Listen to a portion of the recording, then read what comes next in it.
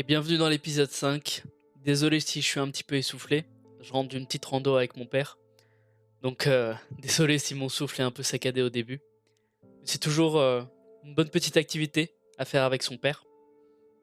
J'ai pris un certain rythme en faisant mes podcasts. Alors je me suis dit bah pourquoi ne pas frapper pendant que le fer est chaud. Je lisais l'autre jour qu'il faut être sûr de profiter des moments où ça va bien pour vraiment appuyer sur l'accélérateur, pour ainsi dire.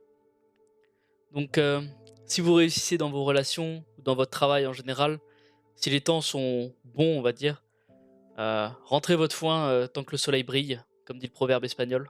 Donc continuez à le faire. Alors, sujet de conversation pour ce podcast. Ouais, je voulais parler de la manière de convaincre les gens avec qui vous interagissez sur la valeur d'un mode de vie, purement sain. Parce que je pense que tout le monde se heurte à cela lorsqu'il commence à s'entraîner et à se sentir beaucoup mieux, à nettoyer leur alimentation et juste avoir toute cette énergie qui déborde. Tout ce que tu veux faire, c'est dire aux autres du style, «Allez, s'il te plaît, j'aimerais pouvoir te montrer ce que je ressens, ce que ça fait d'être réellement en forme et en bonne santé et de manger des bons aliments, juste pour que je puisse te montrer que ça vaut l'effort que tu t'y consacres». C'est bien sûr ce que vous voulez dire à tout le monde, parce que vous avez remarqué au fil du temps qu'il était possible de se sentir aussi bien. Mais malheureusement, on peut pas vraiment le dire aux gens. Par exemple, vous savez, ils auront toujours des excuses pour expliquer pourquoi ils ne peuvent pas s'entraîner, pourquoi ils doivent manger comme ils le font. Et si tu es vraiment proche d'eux, je pense que tu devrais pouvoir leur dire franchement, genre, «Eh mon frère, ce que tu fais c'est malsain, je t'aime, mais tu devrais en faire autrement, parce que je m'inquiète pour ta santé». Et je pense que dans toute bonne relation avec laquelle tu es proche, tu devrais être capable de dire des choses négatives, mais d'une manière plus posée et plus sincère, genre, «Hey mec, je suis ton pote quoi, je vais juste être honnête et dire ce que je pense. Et ce que tu fais va être mauvais pour toi à long terme, et tu devrais changer parce que je m'inquiète pour toi». Je pense qu'en disant cela avec amour et sincérité, la personne le verra. Mais vous savez, si la personne se déchaîne contre vous après, peut-être qu'il devrait pas être aussi proche de vous qu'il l'est, parce que toute personne raisonnable verrait que vous essayez juste d'être son ami et de l'aider. Donc si quelqu'un se braque ou veut pas comprendre vos paroles, laissez couler. Éloignez-vous un peu, ça sert à rien de se tracasser l'esprit à deux. Des discussions et relations comme ça vous stresse trop de toute façon. Essayez juste de pas en vouloir à la personne, elle vous voit comme un ami, pas un professionnel de la santé. Vous savez, ce genre de situation où vous lui dites 40 fois que boire du coca c'est pas bon pour lui et qu'il ne vous écoute pas, mais dès qu'il va chez le docteur qui lui répète une seule fois la même chose, il le croit sur parole comme si c'était la Bible. Faut pas que vous oubliez que vous avez la casquette d'ami et lui la casquette de docteur. Donc même si vous avez 5 ans d'amitié, il croira toujours plus le professionnel dans son domaine que vous. Alors ne vous tracassez pas avec les personnes qui vous écoutent pas. C'est juste de la faute de personne, c'est le cerveau qui marche comme ça. Je pense que pour que vous puissiez le prouver aux gens, vous n'êtes pas obligé de leur parler, mais plutôt de leur montrer. Et s'ils voient que vous vous sentez mieux, que vous avez plus d'énergie, que vous avez meilleure mine, que vous êtes plus productif, que votre vie globale s'améliore en fait, alors que la leur non, tant que vous faites cela en gardant une routine, en mangeant bien et en dormant mieux, vous devenez un modèle pour eux en fait. Et si vous vivez réellement ce que vous dites, vous savez, si vous mettez en pratique ce que vous prêchez, alors vous pouvez espérer que c'est la meilleure influence positive que vous puissiez avoir sur quelqu'un d'autre. Bien sûr que vous pouvez le moraliser et en parler jusqu'à ce que ça rentre dans sa tête, mais en fin de compte, tant que vous le faites, vous montrez aux gens ce qui est possible. C'est le moyen de convaincre les gens d'être en meilleure santé, je pense. La manière la plus productive en tout cas. Un autre exemple concret de ce que je vous avance, c'est que ce qu'on lit sur l'éducation des enfants. Vous savez, il faut toujours dire à votre enfant les bonnes choses à faire, et vous pouvez dire à votre enfant d'agir d'une certaine manière, mais les enfants sont plus intelligents que vous ne le pensez. Et tout ce qu'ils comprennent, c'est votre comportement en fait. Ce que vous faites réellement au quotidien, c'est ça qu'ils vont retenir le plus. Alors vous devez beaucoup plus leur montrer que leur parler. S'ils vous voient faire de l'exercice, s'ils vous voient bien manger, s'ils sont élevés dans cet environnement en fait, alors bien sûr qu'ils vont manger sainement et qu'ils vont vouloir être en bonne santé aussi. C'est très simple. Personnellement, j'ai reçu du moins la germination de mes habitudes quotidiennes de mes parents, du style ménage, cuisine, etc. De toute évidence, je n'ai pas d'enfant, je suis pas parent, donc je fais que théoriser ici, mais leur montrer quoi faire et comment le faire, et ce qui sera le mieux pour vous. Je pense que c'est la seule façon de vraiment réussir à convaincre les gens. Un autre point que je voulais aborder, c'est de mâcher du chewing-gum, mais pas n'importe lequel. Alors bien sûr, mâcher du chewing-gum en règle générale a vraiment pas mal de bienfaits, comme améliorer votre concentration, muscler votre mâchoire, réduire votre stress, calmer les envies de grignotage, rafraîchir votre haleine. Mais je suis tombé sur le mastic de Chios. Et c'est une résine d'un buisson qui pousse en Grèce. En fait, il est utilisé depuis bien longtemps et il est utilisé pour la digestion, il sert d'anti-inflammatoire, il est super bon pour votre système interne et en plus c'est super facile à se procurer. Elle a la couleur d'une gomme blanche en fait, quand vous la mâchez, elle a la consistance d'une gomme très épaisse. C'est assez difficile à mâcher par rapport au chewing-gum normal, ce qui est génial je trouve. Il y a donc de nombreux avantages à faire travailler votre mâchoire et ressembler à un vrai Brad Pitt. Honnêtement, si vous en avez une grosse quantité, vous pouvez le mâcher. Ça nettoie presque vos dents pendant que vous le mâchez aussi, c'est une sensation plutôt agréable. Mais le premier avantage, c'est que votre muscle masséter, donc le muscle de la mâchoire, devient extrêmement fort.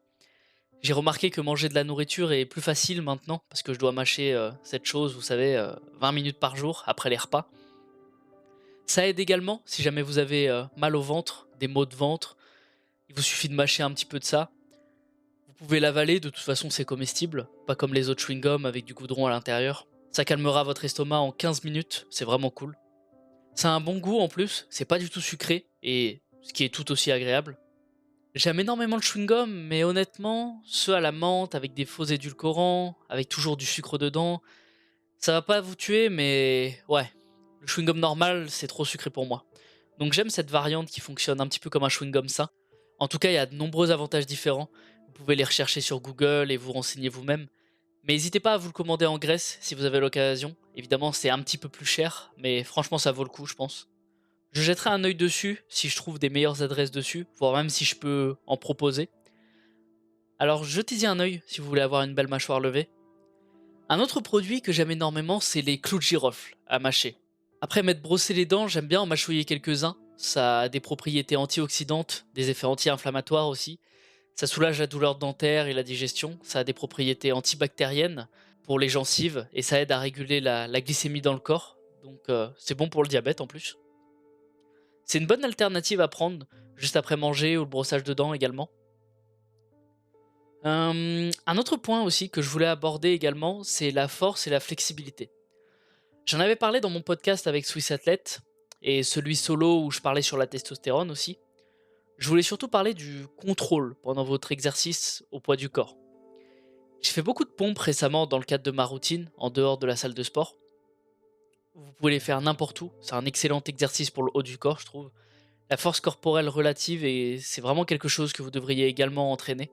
Faire des exercices et des mouvements au poids du corps, ça va vous donner beaucoup plus de contrôle sur votre corps, ça va augmenter la définition musculaire, vous vous sentirez beaucoup mieux. C'est comme si vous ne vous contentiez pas de seulement soulever des poids en fait. Vous déplacez votre corps dans l'espace, ce qui est une bonne philosophie de vie, je trouve. Vous gagnez de la force et de l'amplitude de mouvement. Vous aurez également beaucoup moins de chances de vous blesser aussi.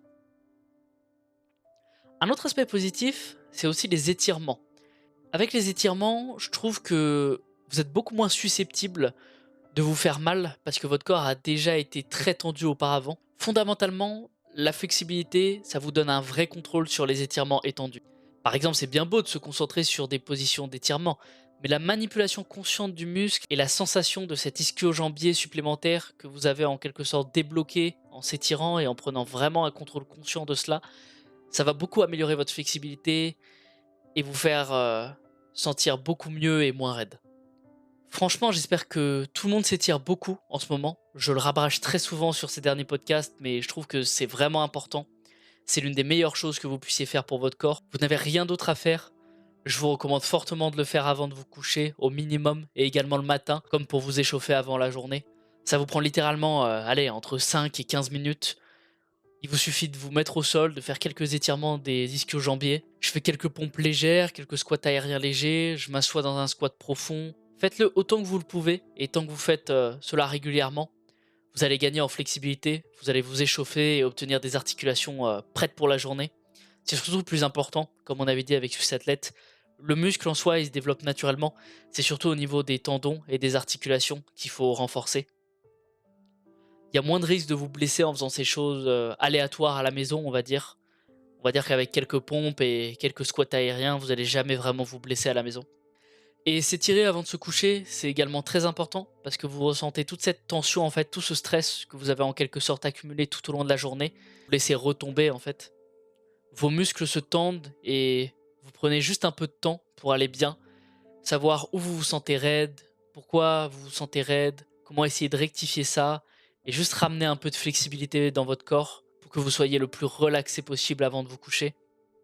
Alors, essayez de vous étirer avant de vous coucher, ça vous permettra certainement de mieux dormir. Perso, je fais une demi-heure d'étirement et de méditation avant de me coucher tous les soirs. Évidemment, il y a des soirs où je le fais pas, hein, mais j'essaye de le faire tous les soirs. Et franchement, je suis beaucoup plus flexible que jamais en faisant ça. Je le recommande donc fortement, les étirements, comme une bonne activité à faire, surtout quand on est souvent coincé en intérieur entre boulot, maison. Autre exercice de grande valeur que je fais sont les tractions, les pull-ups en anglais. Franchement, les pull-ups font littéralement décoller votre corps du sol vers un autre niveau. Elles améliorent votre capacité à vous relever, ce qui est une très bonne compétence de vie à avoir, je trouve. Je recommande beaucoup l'escalade aussi, mais si vous pouvez pas comme moi, bah faites des tractions. Il n'y a pas beaucoup d'escalade ici à Tahiti. C'est toujours important de savoir se hisser sur quelque chose, c'est toujours utile dans votre vie. Donc je m'entraîne beaucoup aux tractions. Il suffit de vous trouver un arbre ou une barre. J'espère que certains d'entre vous ont des barres de traction à la maison, mais malheureusement pas moi. Mais je l'ai fait sur un arbre ou dehors. Ce qui est drôle à propos des arbres, c'est qu'il n'y a pas vraiment de vraies branches qui ressemblent à des barres de traction.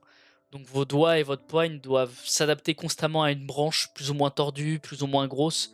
Ça rend la pratique bien plus naturelle en fait. Parce que bien sûr, faire des tractions avec une barre classique est super, mais le jour où il faudra attraper un rocher ou escalader un mur, les prises seront pas du tout les mêmes. Mais mes mains sont devenues si fortes avec les tractions sur les arbres, sans la poigne fermée traditionnelle en fait, mais presque comme une prise ouverte à cause des branches d'arbres qui sont beaucoup plus grosses. Et si vous pouvez trouver quelque chose comme ça à faire régulièrement, autant de tractions de ce style que possible, vos mains vont être tellement plus fortes. Surtout que de base, j'ai une génétique qui me permet pas d'avoir une poigne très forte. J'ai des doigts très longs et fins, quasi de pianiste en fait, et j'ai un avant-bras extrêmement long, donc assez difficile de rendre ma poigne beaucoup plus ferme. Mais maintenant, ma prise est bien plus forte. Franchement, je l'ai remarqué. Donc ça peut être une bonne chose. Mais tant que vous avez qu'une barre de traction à la maison ou à proximité, c'est très bien d'en faire. C'est l'une des choses que je ferais toutes les heures pour retrouver du mouvement. Si je reste assis depuis un moment, comme je l'ai dit, une dizaine suffit. Ressentez simplement ce qui se passe dans votre corps, en fait. C'est toujours bon de faire un bilan de votre corps, de ce que vous ressentez tout au long de la journée. Et si vous remarquez que vous êtes tendu dans une zone particulière, que vous êtes fatigué ou raide, essayez de voir et de comprendre si vous pouvez faire quelque chose à ce sujet. Ça vaut toujours la peine de consacrer du temps et aider votre corps en vous étirant et en vous entraînant, car cela vous permet de mieux traiter votre dos. C'est le seul corps que vous aurez, c'est donc la raison pour laquelle j'ai, on va dire, une approche obsédée d'un mode de vie sain et de l'amélioration de ma vie, et que je veux que mon corps se sente aussi bien que possible, qu'il travaille le plus longtemps possible, qu'il ait une bonne qualité de vie et du mouvement le plus longtemps possible aussi. Donc, quoi que je puisse faire pour y remédier, pour moi, c'est pas une corvée, c'est ce que j'aime faire. D'une certaine manière, c'est presque comme un passe-temps, je pense. C'est le seul corps que vous aurez de toute façon, donc essayez de le voir comme ça. Phew, on arrive déjà à la moitié du podcast. J'ai tellement soif. Tu perds tellement de d'eau quand tu parles aussi longtemps. Je pense que je vais aller me faire un thé au curcuma après. Je crois que ça contient aussi du gingembre. Et moi, j'adore ça perso. Et j'ai l'impression que vous recevez également une bonne dose de bienfaits du curcuma, bien sûr. C'est aussi anti-inflammatoire. Et je mets rarement aussi justement mes clous de girofle que j'ai infusés dedans. Mais j'aime un peu moins ça. Je préfère les mâcher, on va dire. Autre thé que j'aime aussi quand j'y pense, c'est l'amande poivrée. Si je viens de prendre un gros repas, ça aide énormément pour la digestion.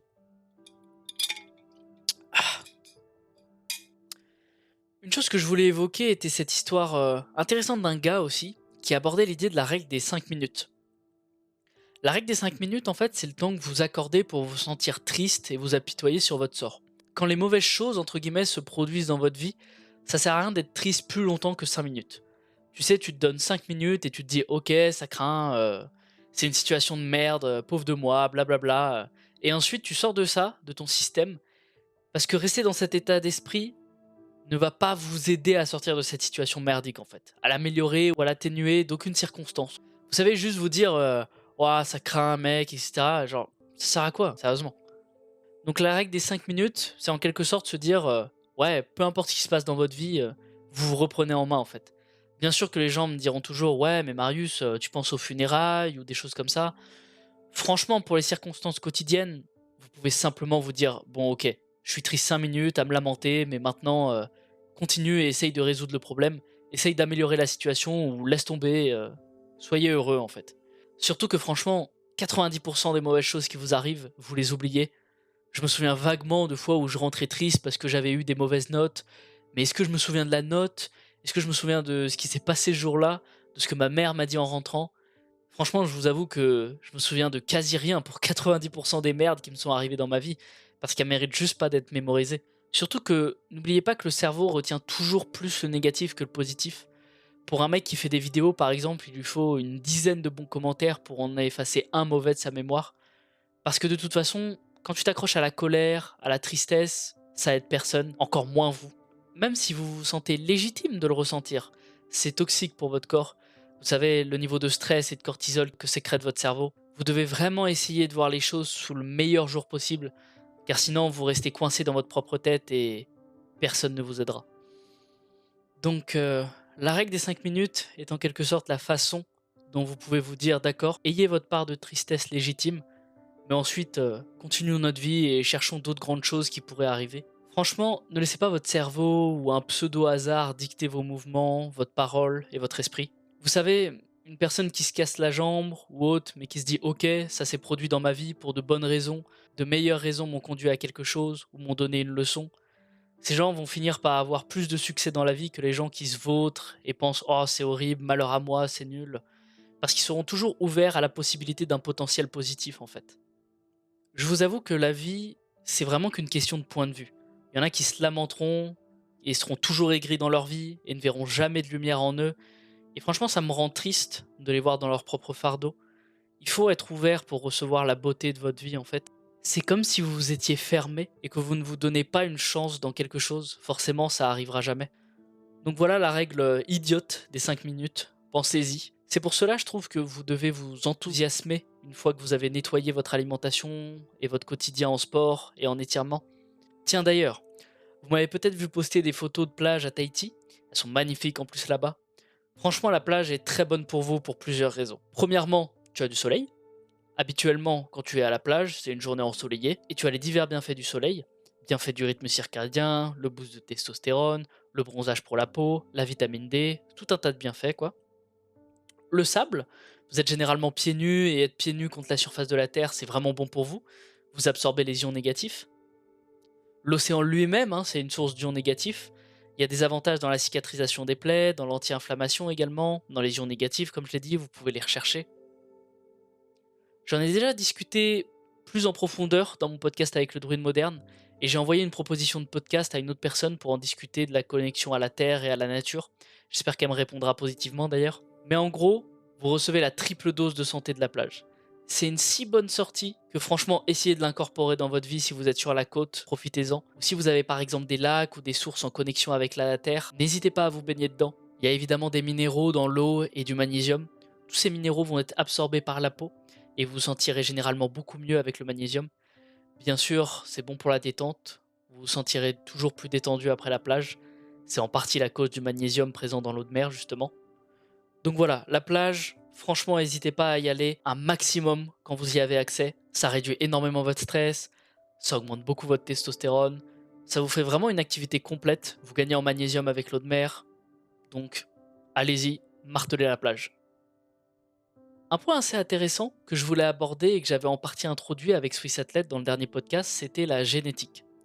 Perso, je n'ai jamais été ennuyé par le fait que je fasse environ 1,75 m, même si on m'a toujours dit que c'était petit pour un homme. Je sais pas, je trouve toujours ça normal personnellement. Mais vous savez, pour les hommes plus petits que moi même, faut pas oublier qu'on a une meilleure génétique de musculation.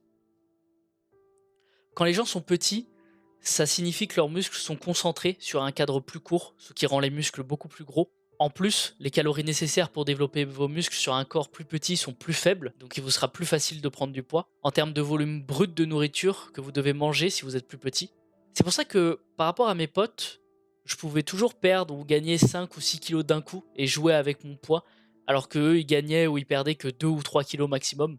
Et c'était déjà incroyable. Donc vous ne vous rendez vraiment pas service si vous ne faites pas de musculation, ou du moins d'haltérophilie si vous n'êtes pas plus petit. Franchement, si vous êtes plus petit, je pense qu'en 8 mois intensifs de sport, cohérent, avec une bonne alimentation, vous pouvez soulever plus lourd qu'un mec très grand qui fait de la muscu depuis 5 ans. Ça peut vraiment arriver aussi vite si vous êtes cohérent et que vous faites les bonnes choses, bien sûr. L'important, c'est de le faire d'une manière cohérente. Je fais une petite parenthèse d'ailleurs, mais j'ai pensé à rendre les podcasts plus interactifs en les coupant en deux parties. Vous savez, j'ai fait une petite FAQ sur mon Instagram et franchement, ça m'a plu d'y répondre. Mais c'est vrai que je me suis limité en story pour répondre et je le ferai de temps en temps quand j'aurai le temps. Mais sinon, je trouvais ça sympa de couper le podcast en parlant dans la première partie de sujets que j'aurais choisis et que je voulais vous partager.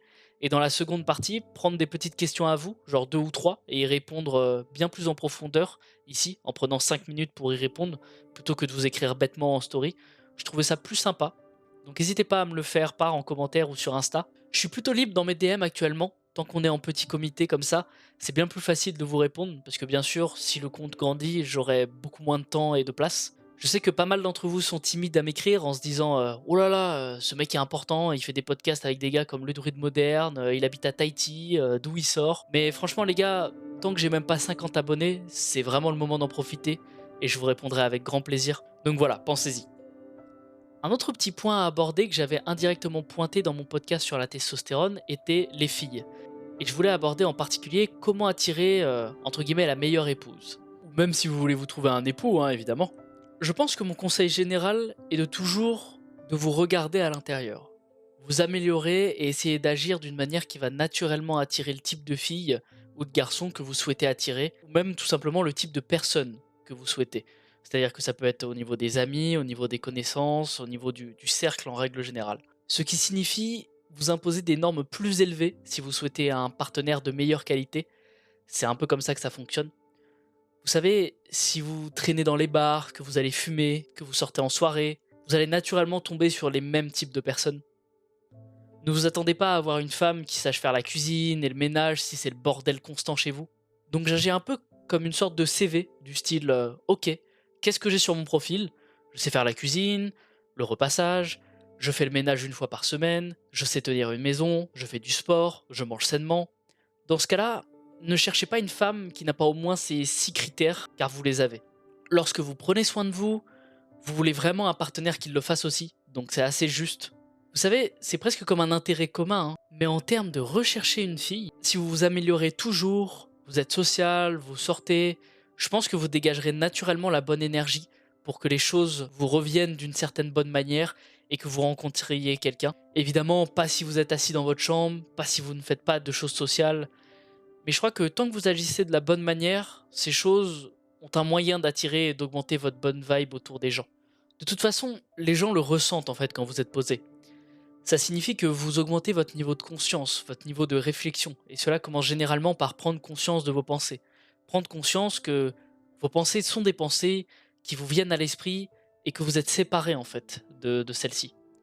Une fois que vous réalisez cela, c'est presque comme une spirale inévitable vers la lecture de la philosophie et la lecture sur la conscience et ces choses dont vous avez en quelque sorte cette nouvelle connaissance. De toute façon, vous pouvez commencer à prendre conscience de la façon dont vos pensées peuvent influencer votre vie, vos relations et votre état d'esprit général et de ce que vous ressentez au quotidien. Si vous laissez les choses vous mettre en colère, c'est entièrement de votre faute et dès que vous comprenez ça, vous obtenez une bien plus grande tranquillité d'esprit car vous pouvez laisser les choses se dérouler beaucoup plus facilement. Et bien sûr, ça ne se fait pas du jour au lendemain. Les bénéfices de ces choses prennent du temps, comme tout ce qui est bon et valable. Mais c'est un concept important, je pense, que tout le monde devrait connaître, c'est l'idée que vous êtes le récepteur de tous ces sens, ces sentiments et ces pensées. Mais vous n'êtes pas la pensée réelle en fait, vous en êtes complètement séparé.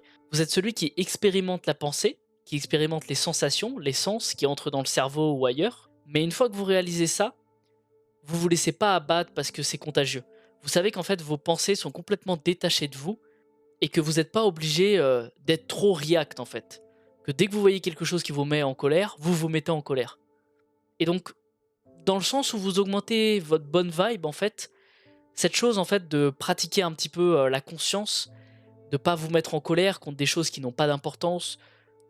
Toutes ces choses stupides en fait, où les gens sont extrêmement react, genre, «Oh non, on a oublié d'allumer le lave-vaisselle hier soir» ou «Oh non, t'as mangé, mon dernier carré de chocolat». Ne laissez pas cela affecter votre journée en fait. C'est vraiment une perte d'énergie et une augmentation de stress énorme. Donc augmenter votre bonne vibe va avoir un impact sur votre comportement, à un niveau tel que, espérons-le, ça se propage à d'autres personnes.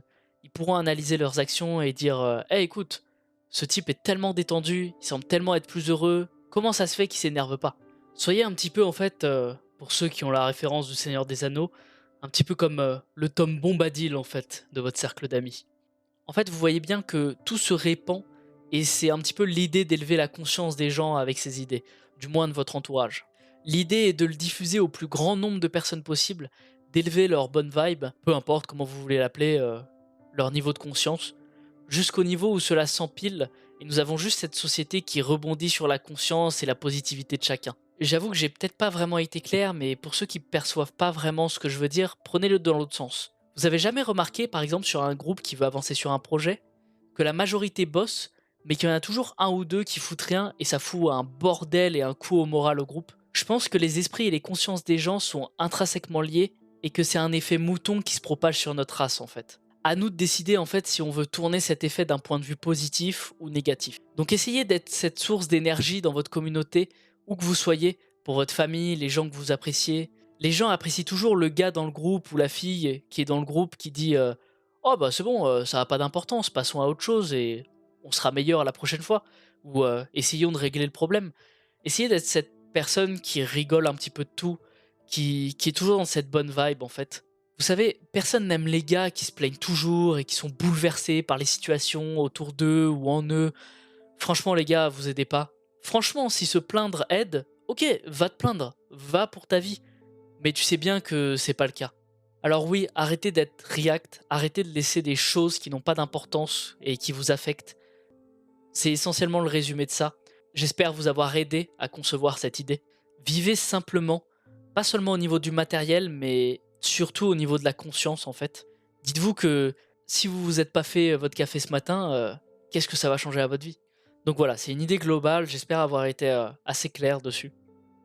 J'ai un peu dévié du sujet des femmes, mais je trouve qu'en fait, c'est intrinsèquement relié avec les relations sociales. Juste, soyez ce gars de la bonne vibe et vous attirerez naturellement tout le monde. Que ce soit amicalement, que ce soit amoureusement, franchement, faites-le. Pour changer de sujet, j'ai aussi une personne à qui je n'ai pas répondu sur Instagram parce que justement, je voulais m'exercer à ce dont je voulais vous parler tout à l'heure, c'est-à-dire prendre une question ou un sujet d'FAQ sur lequel je parle sur la seconde partie du podcast pour entrer plus en profondeur dans le sujet. Donc cette personne m'a demandé sur Instagram si environ 2 séances d'entraînement par jour étaient possibles. Par exemple, faire les pecs le matin et les jambes le soir. Franchement, je pense que des entraînements 2 fois par jour peuvent fonctionner si les entraînements eux-mêmes durent 30-40 minutes max. Vous voulez pas faire beaucoup plus longtemps, si vous faites des séances d'entraînement 2 fois par jour, c'est vraiment le max. Certains bodybuilders s'entraînent comme ça, hein. Ils s'entraînent le matin, mangeront et feront une petite sieste l'après-midi. Je recommande d'ailleurs de faire une sieste si vous pouvez, si vous avez le temps, surtout le week-end.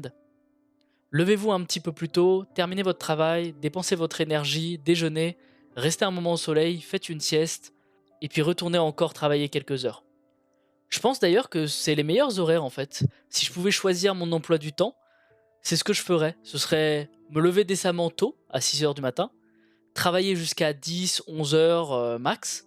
Donc comme si vous aviez 4 bonnes heures de travail là-bas, en deep work, avec vos petites pauses évidemment. Quand je vous disais par exemple dans le podcast 3 de sortir, de faire un petit peu d'exercice, quel que soit le travail que vous faites. Et puis ensuite, préparez le déjeuner, détendez-vous un petit peu, sortez au soleil après le déjeuner et profitez simplement d'un petit peu de temps dans la nature. Le matin, évidemment, le soleil avant de commencer le travail est aussi la meilleure option, j'ai oublié de le mentionner. Donc du soleil pendant les déjeuners et après le déjeuner, puis une sieste, donc 45 minutes à 1 heure max. Si vous pouvez faire moins, du style 20-30 minutes pour éviter de mal dormir le soir après, je pense que c'est décent si vous pouvez le faire. Ça contribue grandement à vous donner de l'énergie pour le reste de la journée, pendant presque une deuxième séance de travail, avant d'entrer dans votre grande phase de sommeil. Donc je pense que le plus optimal pour une sieste serait de 13 heures à 14 heures ou de 14 heures à 15 heures. C'est la partie la plus chaude du soleil en général, donc éloignez-vous-en un petit peu et ensuite vous travaillez de nouveau de 15 h à 17 h, peut-être un petit peu plus tôt, jusqu'à 19 h 30 ou quelque chose comme ça. C'est à ce moment-là que vous voulez préparer le dîner et vous lancer dans votre routine avant le coucher. Je pense que c'est la chose la plus agréable à faire. C'est comme ça en tout cas que moi je configurerais mes journées. Étirez-vous avant de vous coucher, bien sûr. Petite demi-heure de yoga avant de vous coucher. Si vous faites également du yoga ou de la méditation le matin, je vous le recommande vivement. Donc voilà. Revenons un petit peu aux entraînements de 2 fois par jour. Je le recommanderais pas vraiment, à moins que vous ayez vraiment le temps et les ressources pour le faire, de vous engager à faire une sieste, en tout cas, qui vous aide à la récupération. Faudra aussi probablement manger beaucoup plus, du style entre 800 et 1000 calories supplémentaires, selon la force de travail avec lesquelles vous faites vos séances. Peut-être un petit peu moins, à moins que vous ayez le temps et les ressources pour le faire.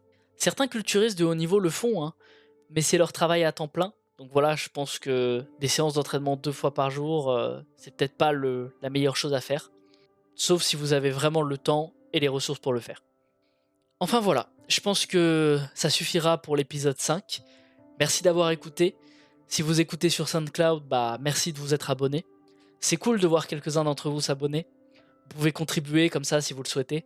Abonnez-vous à la chaîne YouTube, ça m'aide énormément. Plus vous êtes nombreux à faire ça, plus je peux passer du temps à créer mes podcasts parce que ça vous plaît. Donc tout est apprécié. Sinon, suivez-moi sur Insta. J'ai balancé le premier épisode sur Spotify et je vais continuer aussi. Donc merci encore, c'est un plaisir comme toujours et à la prochaine.